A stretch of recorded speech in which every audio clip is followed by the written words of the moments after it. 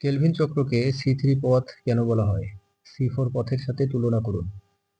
Why is the Kelvin cycle called the C3 pathway?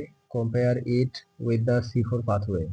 Calvin চক্রকে C3 পথ বলা হয় কারণ এখানে প্রথম স্থায়ী ফটকৃত পণ্য 3 কার্বনের 3PGA. The Kelvin cycle is called the C3 pathway because the first stable product is a 3 carbon compound 3PGA. C4 পথে প্রথম পণ্য 4 কার্বনের যৌগ থাকে যা পরে কার্বন ডাইঅক্সাইড মুক্ত করে কেলভিন চক্রে প্রবেশ করে। In the C4 pathway, the first product is a 4 carbon compound that release carbon dioxide into the Kelvin cycle. C3 উদ্ভিদ সাধারণত শীতল আর্দ্র পরিবেশে বৃদ্ধি পায়, যেখানে C4 উদ্ভিদ গরম ও শুষ্ক পরিবেশে বেশি কার্যকর। C3 plants grow well in cool, moist environments, while C4 plants thrive better in hot, dry climates. C3 পথ ফটোসিনথেসিসের সময় ফটো রেসপিরেশনের হার বেশি থাকে, C4 পথে খুব কম। Photo respiration is higher in the C3 pathway and significantly lower in the C4 pathway. C4 উদ্ভিদ pumping পদ্ধতির মাধ্যমে rubisco কে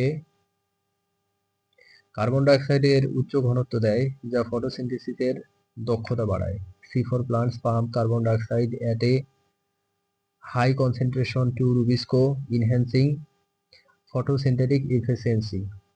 C3 পথে এটিপি খরচ কম, C4 পথে এটিপি খরচ বেশি, তবে C4 অধিক জ্বালানি সাশ্রয়ী গরমে। ATP consumption is low in C3 but high in C4 pathway. Though C4 is more energy efficient in heat. উদাহরণস্বরূপ ধান ও গম C3 উদ্ভিদ, মেচুকি ও ভুট্টা C4 উদ্ভিদ। For example, rice and wheat are C3 plants, sugarcane and maize are C4 plants. Calvin চক্রের carboxylation, reduction ও regeneration ধাপ বর্ণনা করুন। Describe the carbon fixation, reduction and regeneration steps of the Kelvin cycle. Carboxylation ধাপে carbon dioxide একটি 5 carbon যৌগ রাইবোলেজ বাইফসফেট এর সাথে সংযুক্ত হয়ে একটি অস্থায়ী 6 কার্বন যৌগ তৈরি করে, যা দ্রুত দুটি 3 কার্বন 3 ফসফোগ্লিসারেট এ বিভক্ত হয়। In the carbon fixation step, carbon dioxide combines with a 5 carbon compound called ribulose biphosphate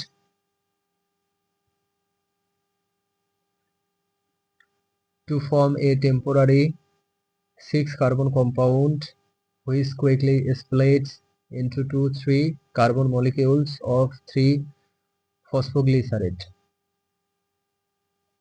এই প্রক্রিয়া রুবিস্কো এনজাইমের দ্বারা সম্পূর্ণ হয়, যা ফটোসিনথেসিসে সবচেয়ে গুরুত্বপূর্ণ এনজাইম।